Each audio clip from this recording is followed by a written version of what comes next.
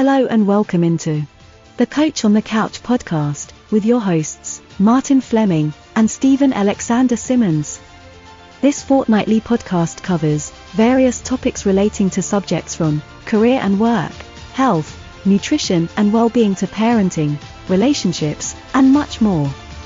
Each episode will deal with a particular area of these.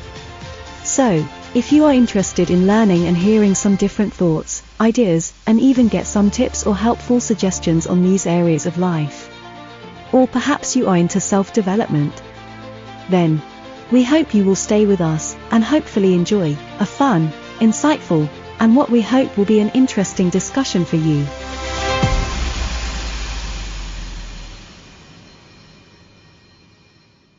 Hello and welcome back to episode 11 of Coach on the Couch podcast. Today's episode is all about decision making and kind of making those choices and decisions in life, and whether there, is there such a thing as a bad decision. Can you correct what, if you make bad decisions, can you correct that? Is there, how can you go about making decisions and those kind of correct and right decisions?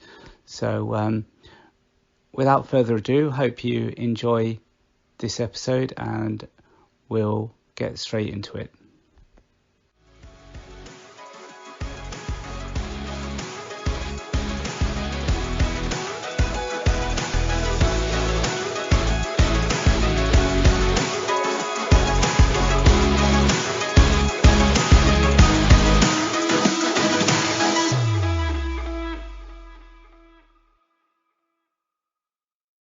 So welcome back to another episode. It's been a while since I've seen you, Steve. That's because you're international now. I'm You're here, there, and everywhere. No, we can't keep hold of you. No, not international, but yeah, with holidays and all that, it just feels like ages anyway. It feels like a long time. So today I was kind of, because definitely with stuff that's been going on with myself, I was just thinking about the whole kind of choices and making right decisions and whatever, especially in life, and how do we know if it's right or not, and those kind of things. And whether we really can know if it's right or not. I was thinking about this, and there's a school of thought that says there is no such thing as a bad decision. There's no such thing as a bad decision. What are your thoughts on that? Well, if we go with that, shall we just end the episode now? Because we don't need to worry about decisions.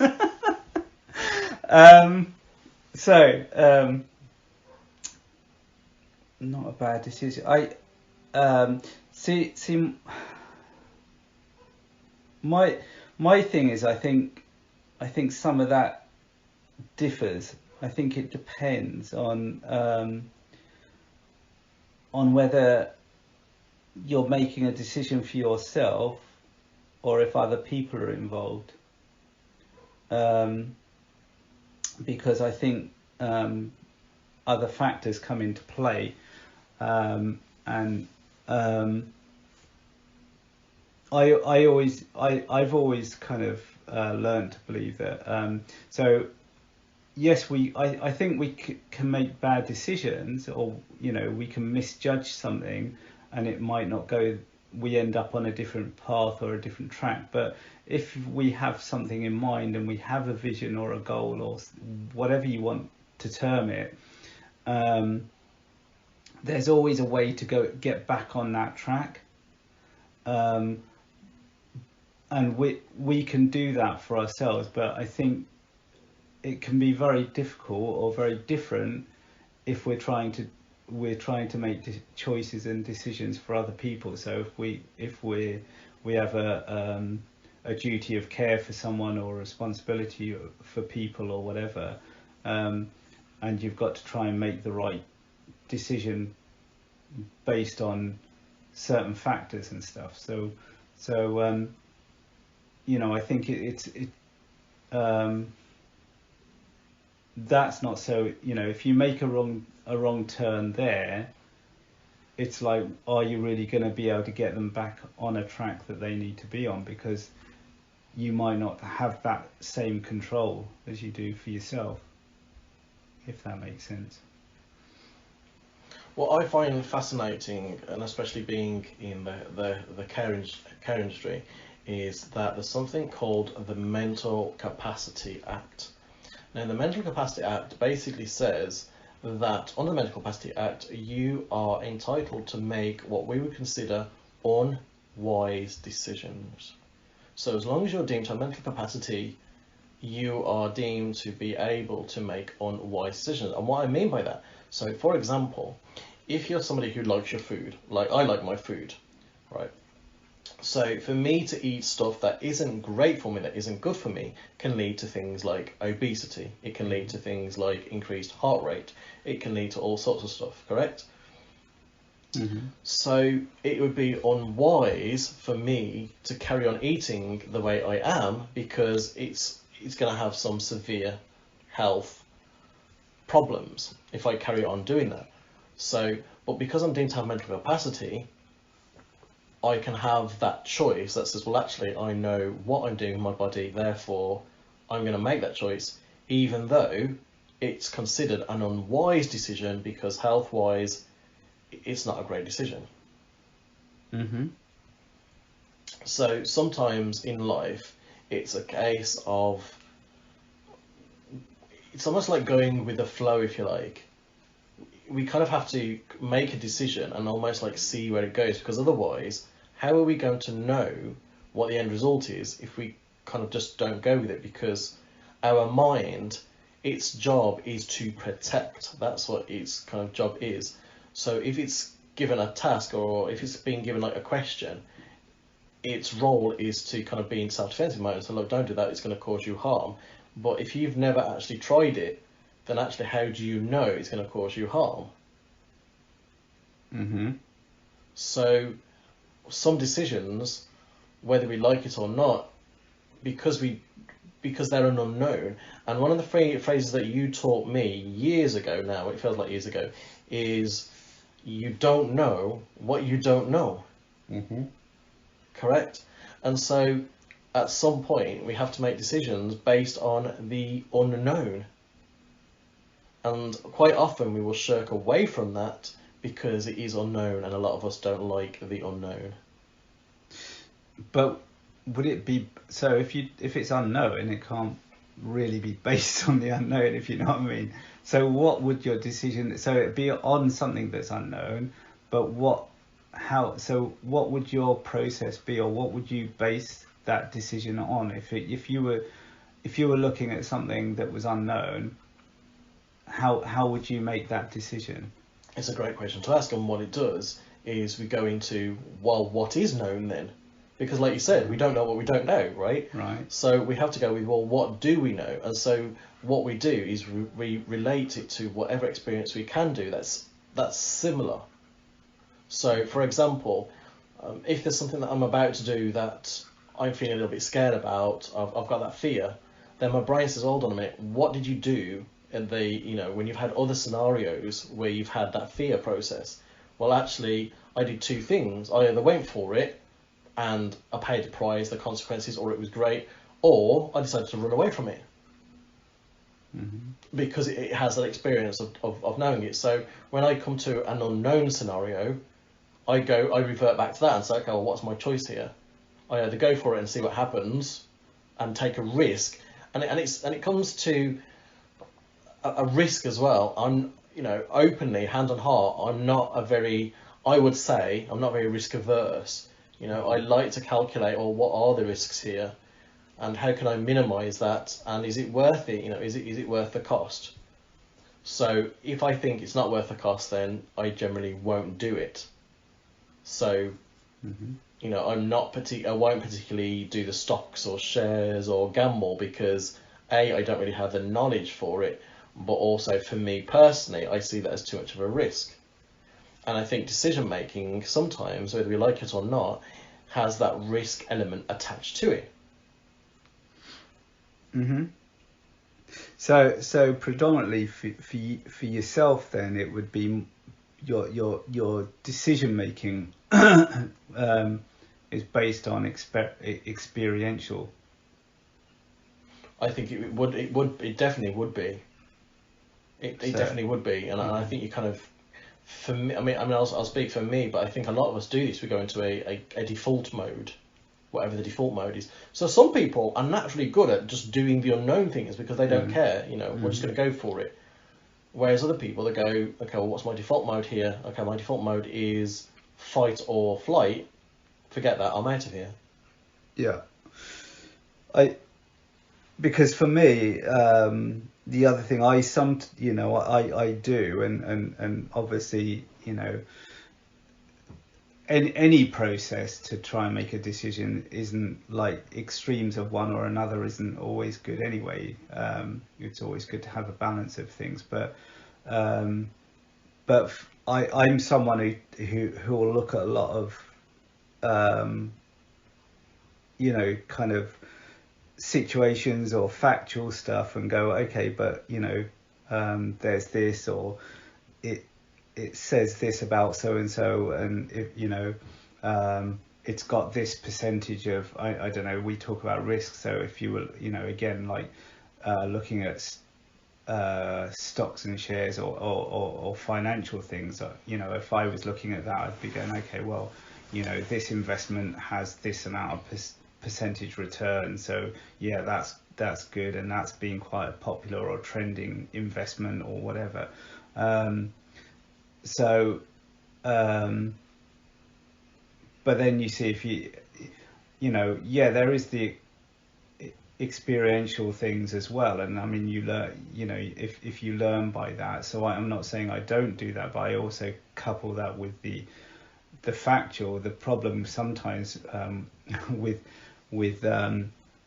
facts and kind of some analytical stuff is that you get, so you have the experiential stuff and the whole kind of how does that feel or whatever, but then it's like, well, you're trying to marry that up and align that with the other kind of information and details and factual stuff that, you know, which can then kind of become quite overwhelming. So I think I think if you get like that, or if you're someone who actually only, you know, goes on the more the informal and the factual stuff, and you don't actually take into account the other stuff, then I think it can kind of then become quite a difficult thing to really find the right decision. Then I don't know. One of the best coaching sessions I had was somebody who is trained in something called M-braining. Have you come across M-braining? Is that not similar to mind mapping and stuff, is it? No. So some would argue, those who are involved would argue, would say it's like the next stage of NLP, neuro linguistic programming, because what it does is it makes the statement that within our body, within our system, if you like, there are multiple brains. So, you know, there's the old saying that men's brains are downstairs, right? You've obviously heard that, and as a man, I would laugh about that, but I'd also agree with that, right? But they also suggest that we have multiple brains elsewhere, but the most common ones are obviously in our head. Our heart is a major player because we can make decisions from the heart, but also from the gut. So although there are many other places, obviously, and I've mentioned another one, they say the majority of the decisions come from those major three places, from the head, the heart, or the gut. So to make a real, informed, heartfelt, genuine, sincere decision, what you have to do is you have to almost imagine there's three people having a conversation and getting them to agree, which can be very hard in itself, because the heart is very biased, because the heart can be broken, or I'm not going to go down this argument about can a heart actually be broken, but there's that sense of it's been hurt. Now, if you're coming from a place of hurt, then you're going to come from a very biased point of view. So when you're making a decision from the heart, it's like, well, actually, again, it relates to an experience, a relationship that maybe went wrong or whatever. And the heart says, well, no thanks, I'm not invested here because I don't want to get hurt, thank you very much. Now, the brain can also go, well, hold on now, I've got something to say here.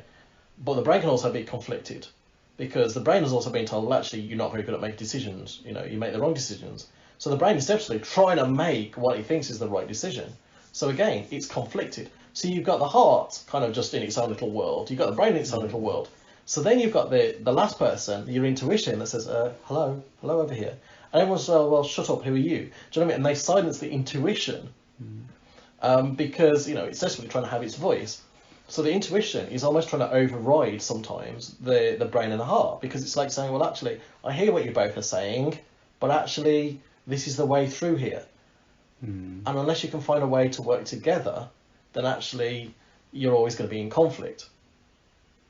I think the first two at times can work together though, especially when you mentioned and I don't want to get into specifics, so you mentioned a particular moment as in heartache or whatever. So if you've had that experience though, if the heart is still in that place, the brain could still go, well, yeah, we've been there, like, no, I'm siding with you, like, exactly. So you could align those two, but then the other one could be going, yeah, but this isn't right, what about this situation or whatever. So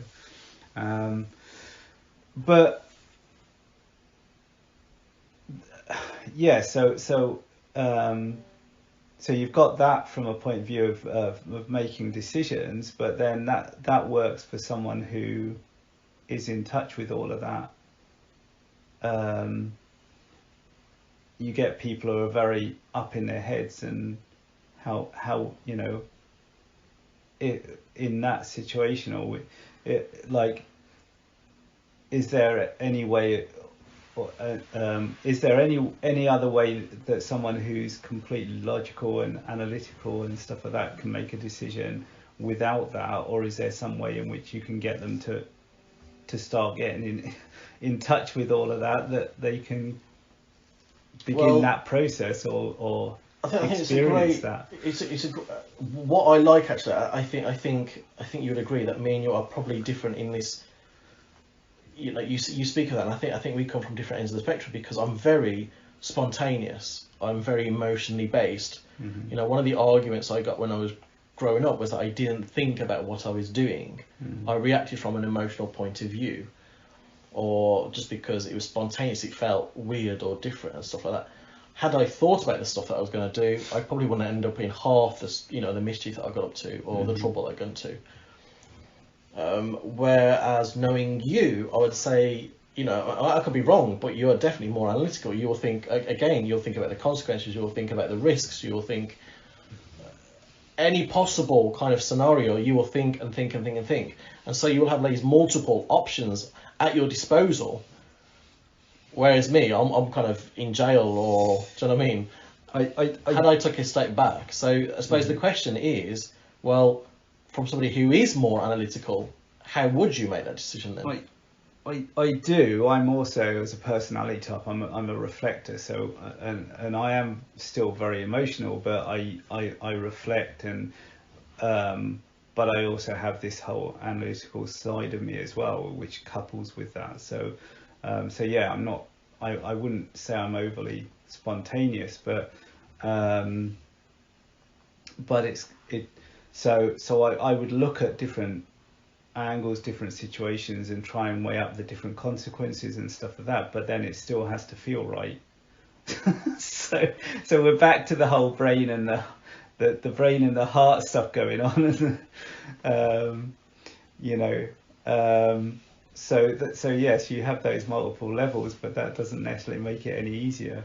No, but you see, I already am aware of the whole emotional side of it and the whole kind of intuitive and that kind of side of it. So so my situation would be different. However, I mean, I have worked with people where they're way up in their heads, and it's, even for someone like myself, is quite challenging, because when I coach on doing visualizations. I coach on bringing in emotion to when people visualize, to try and get them to feel what it's really, you know, what would that situation feel like, be like, experience that within their heads and stuff. So when you're dealing with someone who's so logical and up in their heads about kind of situations and work or whatever it might be, that it's a very challenging kind of task to try and get them in touch with the other sides of that and to actually start bringing in emotion. So you know, and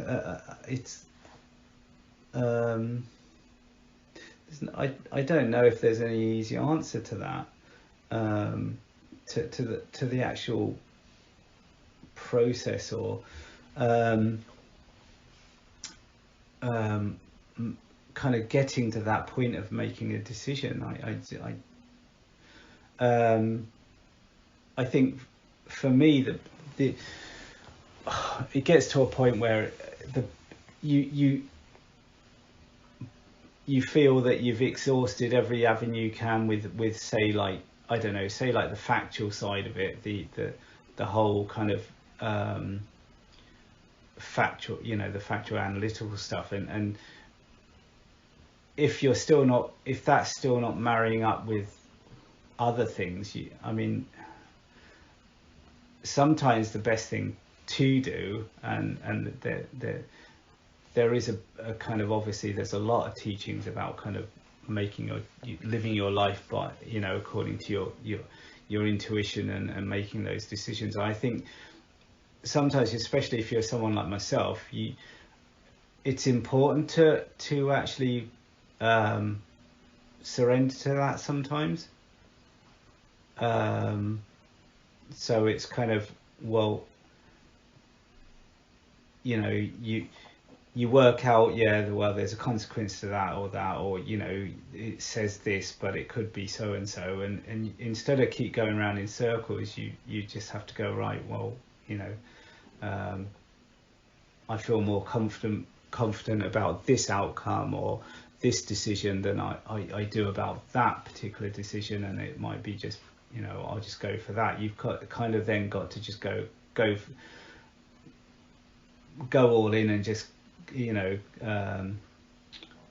what they call it, like, you know, all or quits, really. It's like, because you otherwise you wouldn't make a decision, you'd be going around in circles all day. So sometimes you have to surrender to the whole emotional side of it, because sometimes that's the better one, because factually or analytically you might not reach a decision. So I think, I mean, there's an importance for both, but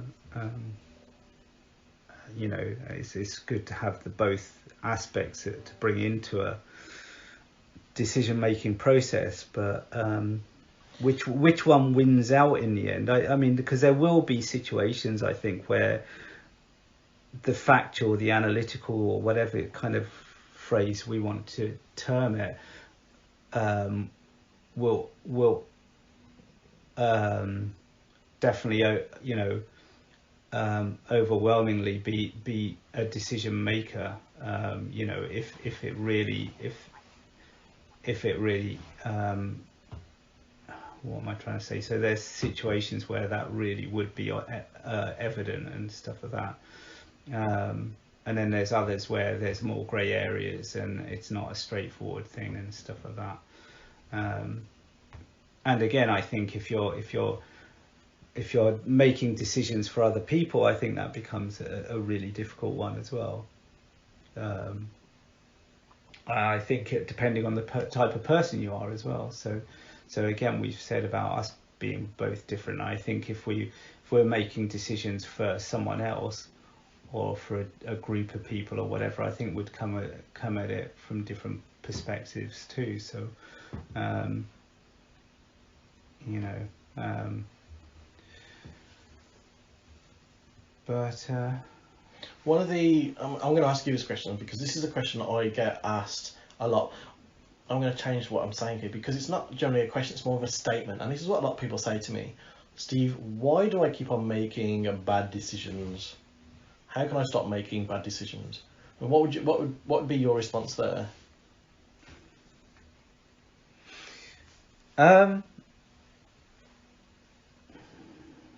Do you think it's possible to how well, this is kind of how we started. So I mean, from your perspective, the first thing you said was you can't make any bad decisions, if I got that right. But I said there's a school of thought that says that. Yeah. I don't necessarily agree with that because I think I make some awful decisions. Do you though? Okay. So I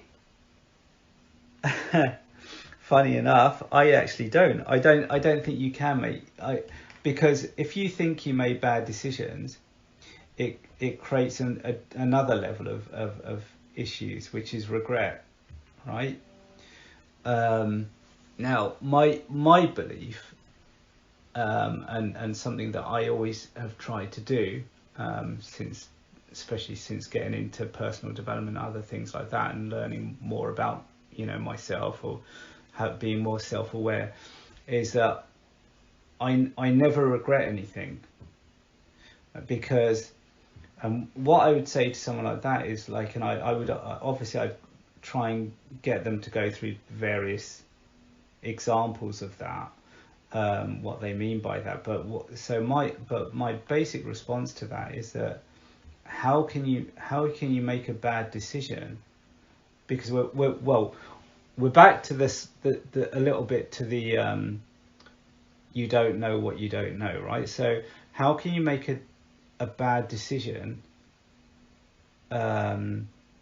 because it's only a bad decision now, right? Not then. It's a bad decision because it's hindsight. It's a bad decision because what you've experienced, what the result was, where you are at now. But at the time, most people who make decisions, now there are exceptional situations and exceptional people, but most people, when you make a decision on what you already know and what you understand, and you are who you are at the time. Oh, I like that. So say that again. I like that. That's a nugget in it. That's another Martin's nugget. You are who you are at the time. At the time. That is beautiful. So again, it's like being when people talk about being perfect, you're always perfect because you can only be as good as you are at any one time. So as that moment goes, you're a different person because you've experienced different things. So who you are today is not who you're going to be tomorrow. Well, that's deep, isn't it? Because you've learned new things in 24 hours. You've experienced new things in 24 hours. You're not the same person as you were today. Same as you're not the same person as you were a week ago. So you can only make your decisions based on the stuff that you know and understand, and what your judgments are according to that. So you will only make the best decisions for yourself or for someone else based on what you understand. So if it hasn't worked out, this is why I say I believe that you can get back on track, because if it hasn't worked out, don't regret it. Just make some different decisions and choices and go and look at where you want to get to, and you can change it because you're a different person now. What you decided then didn't work out, so you've already got that's in your armory. You've already got that experience, that decision, that whole thing. So you can go, well, I've done that, so I know not to do that again. So you're a different person. You're already more experienced, more wise about it. that you can make a different choice. So you should never regret anything you do, bar things like killing people and, you know, whatever. Obviously. But there are limitations. But in general everyday life, don't regret it. It's like, and you know, in terms of regrets, there's also all the things about missing opportunities or whatever. Now, you do what you can do, and you do the best you can, as long as you're always open to good new opportunities, and you try and experience as much opportunity, you know, as many opportunities and things, different things and experiences in your lifetime. You can still end your life feeling that, you know, you've done everything you can do the best you can, and go end your life with no regrets. So that's the deep bit for today. It is very deep, isn't it? But I like that, and I like what you said about that sense of living life without regrets as well, because I think a lot of people put a lot of pressure on themselves, and they live with this sense of, oh, what I could have, I should have, if only, and so they kind of live with this sense of regret, and that regret is heavy, and that gets you stuck. And it can get you stuck, because you're not moving forward then, because you're always thinking, oh, I should have done, or if only, if I'd done whatever, and oh, if I do, you know, and then you're always judging yourself, because then you're going, but oh, whenever I do this happens or whatever. So instead of kind of moving forward, you're dealing with stuff that's keeping you in a place, and in that cycle. Yeah, isn't it? And I think, you know, again, although I say that, I've said all what I've said, I think it's still very difficult making decisions for other people. So again, you know, as we spoke off mic about stuff to do with kids and the schools and other making choices or whatever, but as parents, you're making choices for your child or your children, and you want the best for them, and you want to make those best choices for them. You said about the mental capacity act, or whatever you called it, and you got to remember that children are not always at a stage to make those choices and those decisions. So we have to do, and their choices and decisions will be based on something that's very different to our priorities and decisions and choices. And I, you know, again, doing kind of parental coaching, that's kind of, and parent mentoring and stuff, that's kind of something that, you know, you'd try and make others aware of when you work with them. So a child or a young adult's priorities and their view on things is going to be very different to what an adult's is and a parent is. What's important to us, what's, you know, so as a parent, then you're trying to weigh up that whole, what's the best thing. You know, we want what's best for them, and we want them to have the best opportunities, the best chances, but then sometimes what they want and what their kind of decisions and wishes are based on other things. So they might not want, you know, us to make that, you know, or the decisions we make, they might not understand and want. And so I think then, you know, and what I was getting to was also that from that also then makes that a bit difficult with I think it can make things a bit kind of awkward from the whole, you shouldn't make decisions that you regret, because for us as parents, we can do that, so we do the best we can. So yes, I think that still stands, but it's very difficult then for a child to comprehend that. So if something hasn't worked out, we can look at that as a decision. Oh yeah, we made the wrong choice, or we made the wrong decision to do so, you know, it didn't work out, and we can learn and try and make some better things from that.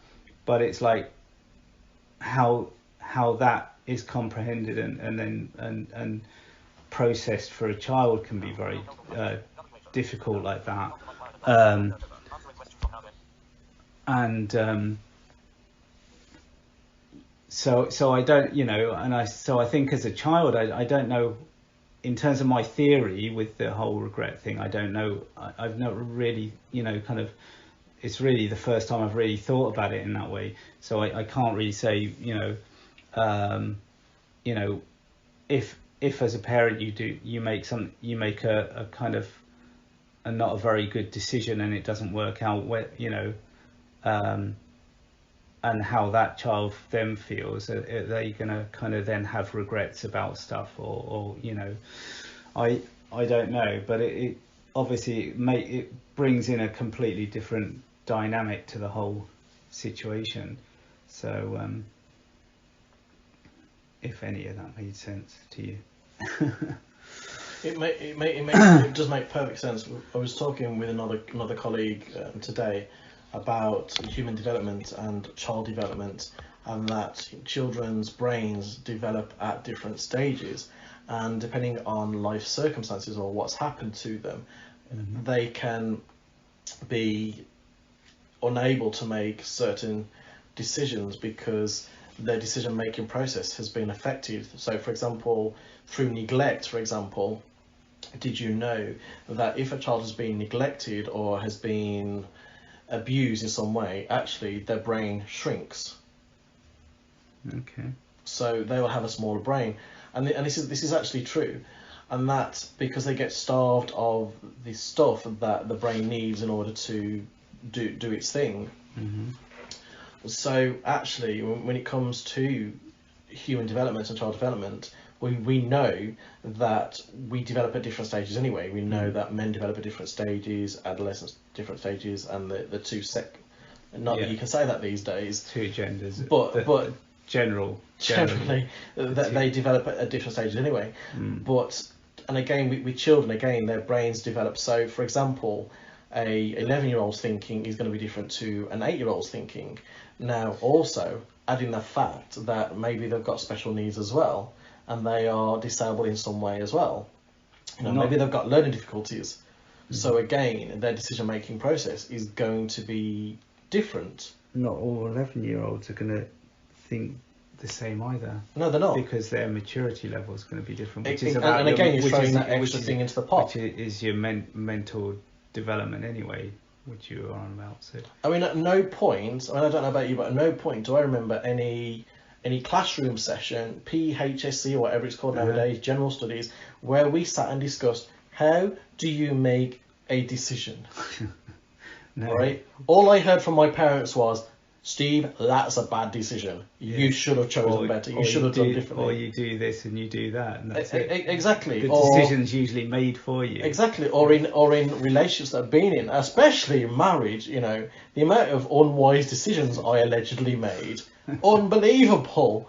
So at some point, you've got to take a step back and go, well, okay, obviously, or allegedly, I'm doing something wrong here. So what can I do right, or what can I do differently? And my mistake was allowing other people to think for me, because that way, if anything goes wrong, theoretically, it's not my fault. However, what I learned to realise was that everything was my fault anyway. Anyway, if that happens, So, at some point, you're kind of going to make the decision. But on a serious note, I don't remember any kind of teaching around, well, how do you make a decision? It's almost like something that was almost like assumed or presumed. I mean, surely anyone can make a decision. I mean, I was talking to somebody the other day, and she was saying, Steve, I'm really bad at making decisions. And I went, are you? She said, yeah. Okay, so I said pineapple and pizza or not pineapple and pizza. She said pineapple on pizza. Oh, well, you didn't have any problems making that decision, did you? And they'll say that's different. And are you a PlayStation person or an Xbox person? I'm an Xbox person. Oh, you didn't have any problems making that decision, did you? And so again, we're brought up with this inner voice that says, I'm no good at making decisions. Well, actually, I've just proven to you can make decisions because it's usually the bigger decisions where they have bigger consequences that you get the kind of when people feel that they're no good at making decisions, and they kind of, it comes back to that kind of that kind of passive approach, isn't it? They'd rather relinquish that duty or that responsibility to someone else, and not have that, because then if there's any blowback, anything that didn't work out, then they're not the one who's responsible. Now, we could go down the road of like, well, is that more a fear of responsibility then, or whatever? But that's kind of where it all comes. Some of that comes from, is people they don't like making decisions, or because they've made some bad ones before in the past, they have this thing in, that's then saying, oh well, you always make bad decisions, so like, oh, let someone else make the decision because they'll be better at it. Those kind of false beliefs and other things like that. So yeah, it's an interesting one. I mean, and going back to a previous thing you said quite early on, about risk as well. I mean, a decision always kind of has some element of risk, even no matter how simple it I suppose it is. And you'll always a decision's all about, it's like a binary option, because it's either going to work out or it's not anyway, no matter whatever kind of a decision it is. So because of that reason, there's always some element of risk. I mean, but without risk, there's no growth, basically, because again, we're back to that experience thing and that whole decisions that you're not the same person as you were a day ago, and all those kind of things. It all comes back to that's if you don't risk and you don't do something because of that risk, or you relinquish that responsibility to someone else, you'll never grow, because you'll never experience it, and you'll never you'll still be a different person down the road, but you'll be a person with less experience, less things. All you'll experience will be, and the type of person you'll continue to be, you'll be, I'll just let that person do it, or that person do it, or I never make decisions, so I don't need to, or whatever it might be. You'll morph into you'll be a different type of person. So there'll still be growth in some respects, but whether it's good or bad growth, we're in, we kind of become embroiled into another kind of topic, really. But there'll always be a level of risk, even if it's something as simple as like, do I eat this or do I not eat that? It's like, well, the risk you might have is like, is it going to fill you up? If it's not, then that means you've got to eat something else. They all has a level. There's always a consequence and a risk to something, no matter how simplistic it is. And again, where do we get educated about risks and managing risks? So you go on things like Facebook or social media, and you get those who make the big money saying, well, actually, if you want to make the big money, sometimes you've got to make the bigger risks. Uh-huh. And so for them, now obviously I don't know them personally, so I can't really say this, but it seems from an outside point of view, they are comfortable with making those risks, because maybe they've lost money, so they know, actually, I've lost money, but I also know how to make money, so it's not so bad. So for me, for example, I've been homeless, so if I get to be homeless again, it's bad, but it's not the end of the world, because I've been there. Mm-hmm. Do you know what I mean? To have no money is not the end of the world for me, because I've been there. So the risk involved realistically is minimal, whereas to somebody else that might be like, well, no way, I couldn't handle being homeless, I couldn't handle having no money. But here's me looking at these guys making big money, going, actually, there's no way I could do what they do, because for me the risk would be too big. Yeah, I think where do we learn about risk? How do we? That's life perception again, though, isn't it? And all about your experience, because the reason why it's like, majority of wealthy people, millionaires, billionaires, they're not scared of losing it, because they already at that point now know how to make it.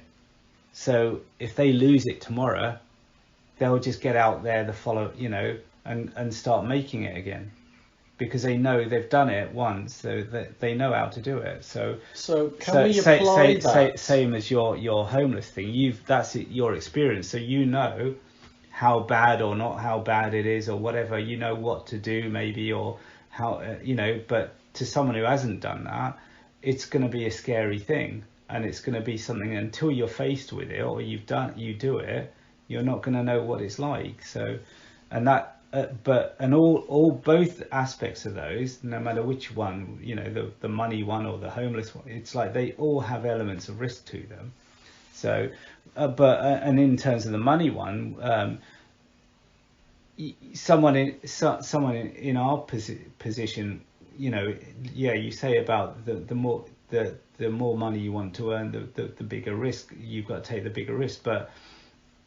The other thing with investing or anything like that is that you should know, when you go into kind of investing or financial things like that, the risk should be minimal to you. So you should know how much you've got to accept the fact that you might lose, but you've got to know how much you can afford to lose.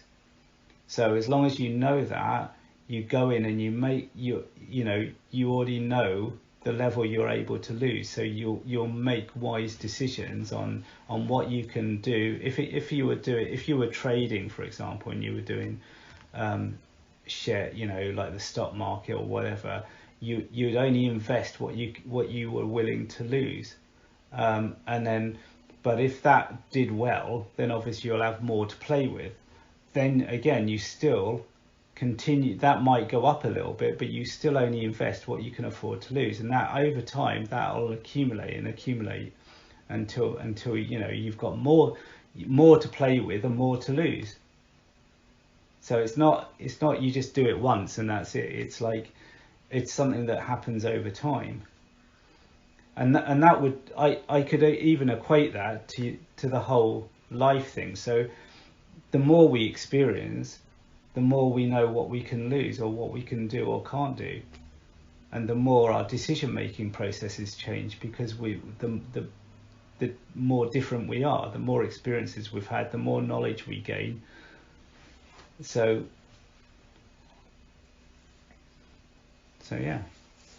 Therefore we could apply what you said to making decisions then, couldn't we? Because again, it's about that experience, it's about that learning, it's about that kind of. So for example, if you know that if you do it and the consequences are this, or the risk is this, but you keep on doing it, then actually you're in a sense you're kind of minimizing that risk. You're almost minimizing the unknown to an extent, because you're building up that experience of it. So if I do something in the unknown and I'm a bit fearful, I'm a bit trepid, so I kind of just think, oh, do you know, I'll give it a go, and I do it. I think to myself, wow, actually this is okay. And then I come up to another situation. I'm like, well, actually I did it, and actually it was okay. So maybe I'm going to do it again. Wow, this is okay. And eventually, even though it's the unknown, you can still have that okay feeling about it, because again, it comes back to that experience. You can, but you can also have the not okay thing. But as long as you learn from that, you take them as lessons and not to hold you back, to help you propel you forward. That if you still have an unknown, you can still tap into those. You can say, okay, well, when I did this, it worked. When it was that way, it didn't work. And I'm not doing that again, or whatever. So it's always using them as lessons, and all your experiences should always be lessons in some way. So we end where we began, that no decision's a bad decision. And hearing yourself say that, how does that make you feel? Because you also said that you are emotional as well as analytical. So you've done the analytical bit that says no decision is a bad decision. But how does that make you feel hearing that? Oh no, I believe in that. I do believe that. So, so if you applied that to your own personal situation that you're in now, how does that? I don't I don't know still, because as you know, it's a parenting decision, and it's like what we've discussed, which is about other people. So yes, I can rationalize, I can take all the stuff that we've just said, and I can come back to even the decisions not about. For me, yes, because I know that whatever decision I make is based on what I understand, what I know. And if that was just me going into that situation, and it didn't work out, I could change that. But for as a parenting decision, my child doesn't have that opportunity or that ability. Yes, they as I say, he's, you know, he's old enough to say what he wants, but his reasoning for what he wants is not going to be like always like the only reason that a decision should have been based on, and the priorities are going to be very different. So and so that capacity for understanding the whole situation is not necessarily there. So you know, it I mean,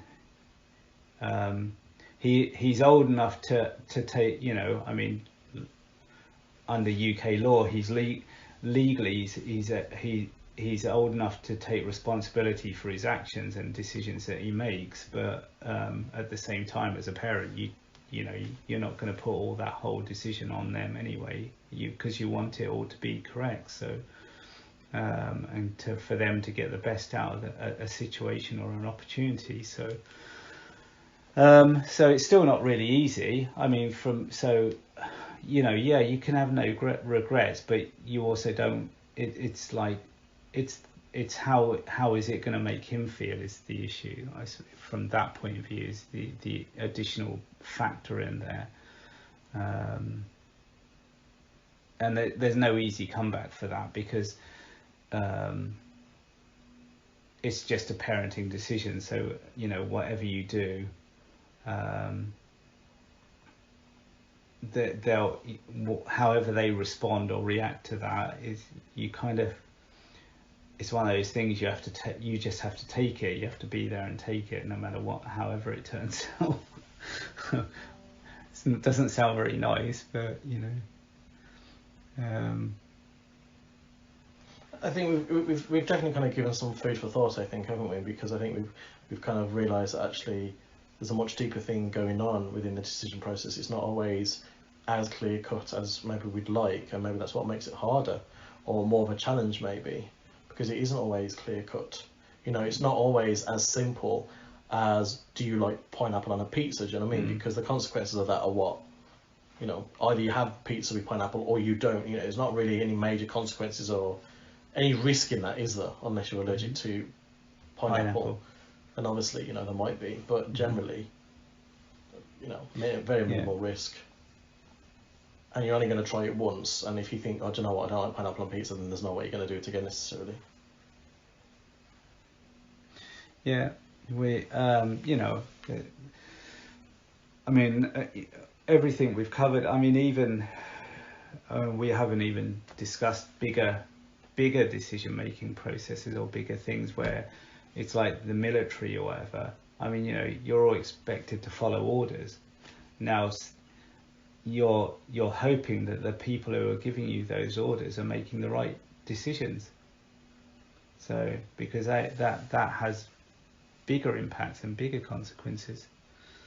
So yeah. So I mean, we go from small decisions like pizza right up to that.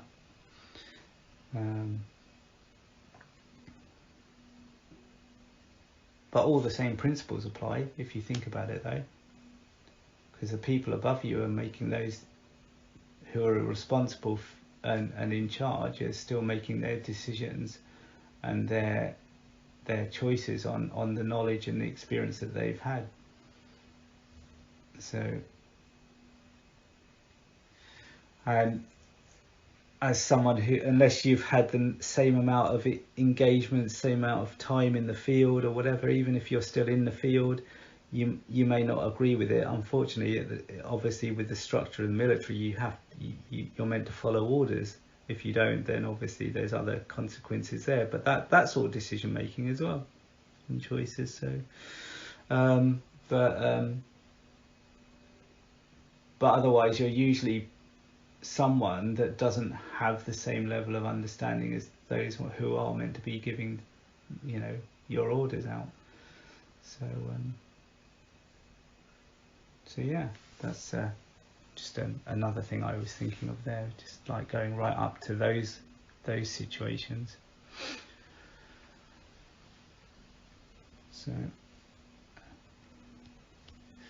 So I think that's us for this time. So I'd just like to say thank you for everyone for listening and being with us today, and we'll be back shortly with another episode, like I said, but for now, thanks again for being with us, and we'll catch up with you really soon. Bye for now. Cheerio.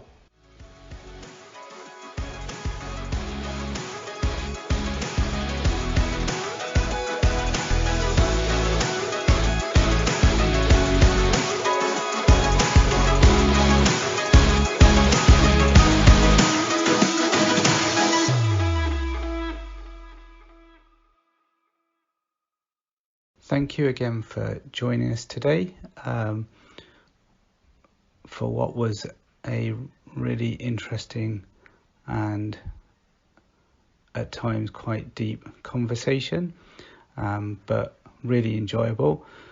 And we will be back in a few weeks with another interesting discussion and perspectives and points of view for you about another topic.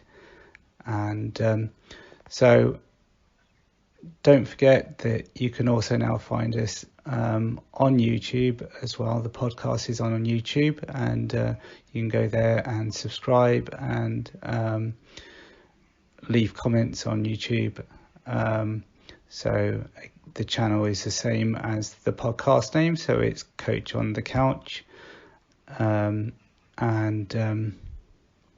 Yeah, so don't forget, if any feedback, any suggestions, ideas for future episodes, or how we may be able to improve our episodes, or things like that, please leave us comments and feedback here on the podcast here, or if you go and you want to listen to our podcast on YouTube, you can also do it there on the channel there. So until next time, thanks again very much for listening, and we'll be back very soon. Bye for now. Thank you for listening to the fortnightly Coach on the Couch podcast with your hosts, Martin Fleming and Stephen Alexander Simmons. You can find this podcast on the following platforms: Spotify, Anchor, and Google Podcasts, and more platforms to follow. You can leave comments and feedback directly on the Anchor platform, or you can contact us directly by emailing us at coachonthecouch22@gmail.com. Thank you again for joining us, and we look forward to being with you soon.